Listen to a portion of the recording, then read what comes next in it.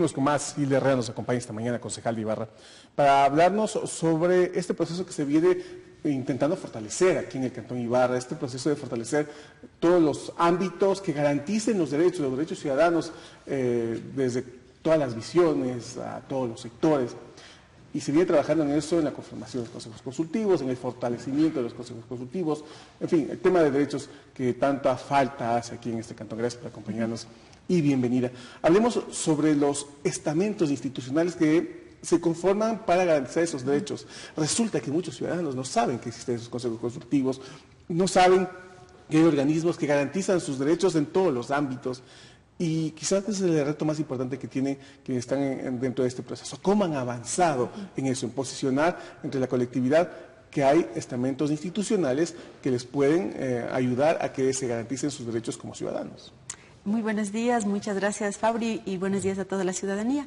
Bueno, prácticamente desde el Consejo Cantonal de Protección de Derechos estamos trabajando de manera mancomunada con las instancias del Estado, que son 9 entre las diferentes representaciones de los ministerios y también 9 representantes de la sociedad civil, en donde están todos los grupos de atención prioritaria, niños, adolescentes, jóvenes, mujeres, colectivos LGBTI, pueblos y nacionalidades, personas con discapacidad, personas en movilidad humana, etcétera, que prácticamente se aprueba desde el 2014 y en la ciudad de Ibarra, en nuestro cantón, es un proceso sumamente nuevo. ¿Por qué? Porque antes solamente a lo mucho en materia de derechos humanos trabajábamos sobre niñez y adolescencia y había el Consejo de Niñez y Adolescencia.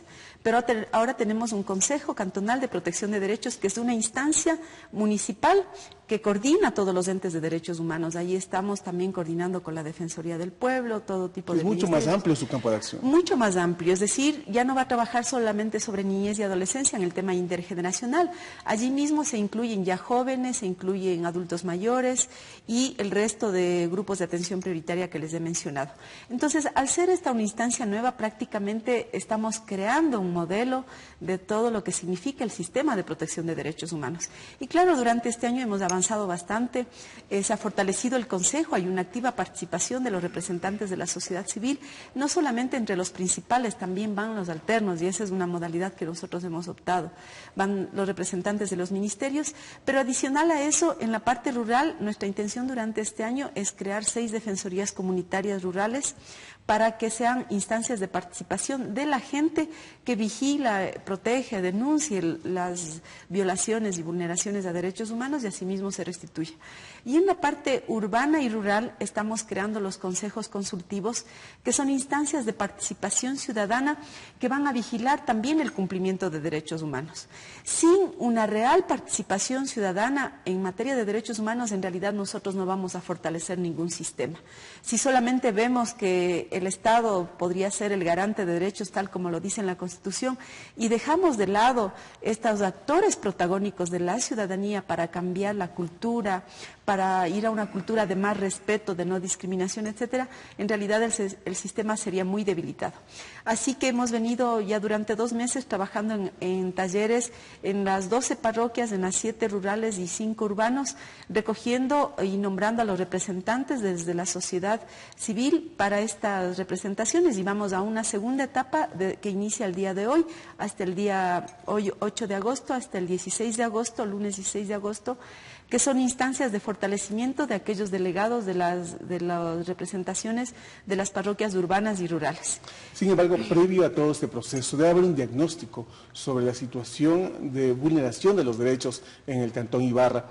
A pesar de que hay una normativa que está vigente ya algunos años, de alguna manera este proceso va con una rapidez para ganar el tiempo perdido, para recuperar el tiempo perdido.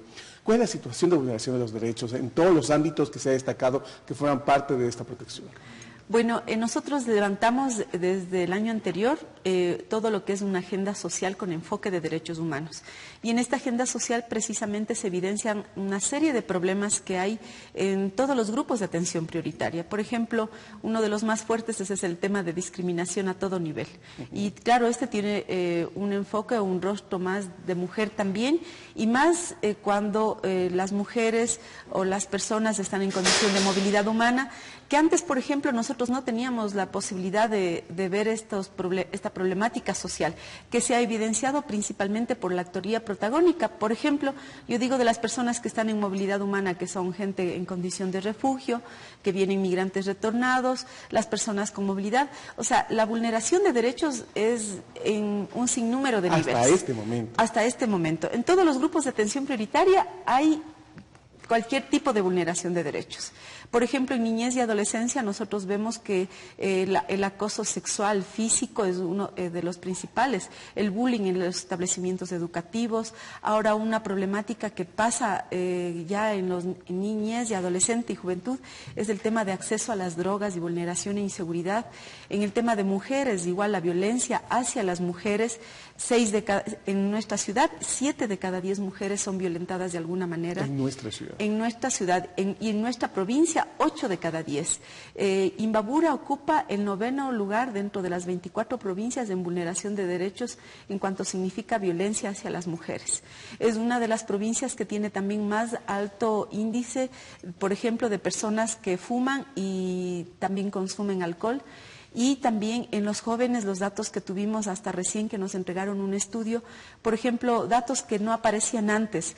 En la juventud, ahora aparentemente, si bien es cierto, se ha avanzado en el acceso a la educación, también va habiendo un alto número de jóvenes que por sus condiciones tal vez de inserción de la parte rural a la urbana, hay un 7% de jóvenes que están siendo, por ejemplo, no solamente que acceden a drogas, sino que también estos chicos y chicas ven posibilidades de que sus vidas se acaben, es decir, hay un alto porcentaje de suicidio en los jóvenes, datos que nosotros no pensábamos. ¿Cómo se operativiza la gestión de los consejos consultivos ante estas realidades? Porque claro, ahora ya hay el instrumento, la institucionalidad, hay las normativas que regulan, que procesan, que permiten una actuación, pero ¿cómo la ciudadanía puede asumir esos derechos? Es decir, cuando se siente vulnerado uno de sus derechos, ¿de qué forma es la mecánica para que la ciudadanía pueda acceder a esos consejos consultivos y cómo es la intervención? Bueno, históricamente los derechos humanos principalmente son historias de luchas sociales. Es decir, no es que los derechos están garantizados de la Constitución y como que por arte de magia el Estado le va a garantizar y le va a dar todo lo que las personas necesitan, principalmente las que están en condición de vulnerabilidad. Los derechos y la lucha por los derechos humanos son un proceso social que principalmente se evidencian desde aquellos que sienten la vulneración de derechos. Por eso es que los consejos consultivos son instancias de participación ciudadana que se promueven desde el Estado, en este caso llamado Consejo Cantonal de Protección de Derechos y todas sus representaciones paritarias, pero principalmente los derechos humanos tienen que ser una acción social, política, cultural, de demanda desde las personas involucradas y que se sienten vulneradas en sus derechos. Definitivamente, no esperemos que el Estado, como con una varita mágica, llegue a resolvernos los problemas, sino que tienen que ser los entes sociales los que creen estas y participen activamente. Por ejemplo, al nosotros tener en este proceso de fortalecimiento de todo el sistema de protección de derechos humanos, cuando se crean los consejos consultivos, que son instancias de participación ciudadana, aquí nosotros demandamos de todos los grupos de atención prioritaria la forma organizativa que ellos deciden. Vamos a elegir el 27 de agosto vamos a elegir 5 principales representantes principales y 5 suplentes que van a ser los representantes del cantón, pero estos no tienen solamente la voz a cuenta propia. Estas personas que sean electos de los consejos consultivos tienen la obligación, primero, de coordinar con el Consejo de Protección de Derechos y sus representantes de la sociedad civil, y luego ir a hacer convocatorias para los encuentros que se desarrollarán durante el mes de septiembre, octubre y noviembre en nuestra ciudad. Vamos a desarrollar encuentros cantonales de las partes urbanas y rurales para tratar la agenda cantonal, que ya es un insumo que lo trabajamos desde el año anterior, y para decir, bueno, entonces si estos son nuestros problemas de niñez y adolescencia, de adultos mayores, de personas con movilidad, de pueblos y nacionalidades, etcétera, entonces, ¿qué es lo que proponemos desde el municipio como política pública y qué de estas problemáticas también podemos coordinar con el resto de instancias estatales para que se puedan solucionar esos problemas? Entonces, yo creo que durante este año vamos a fortalecer el sistema con una activa participación ciudadana, y el siguiente año va a ser un año en cambio de ejecución de proyectos para ir resolviendo los problemas de los diferentes sectores. Muy agradecemos la presencia de la concejal Lilia Herrera, comentado sobre este tema muy importante, que es un tema que debe ser conocido, abstraído totalmente por parte de toda la población. Nos vamos a una pausa, amigos televidentes, tenemos más invitados.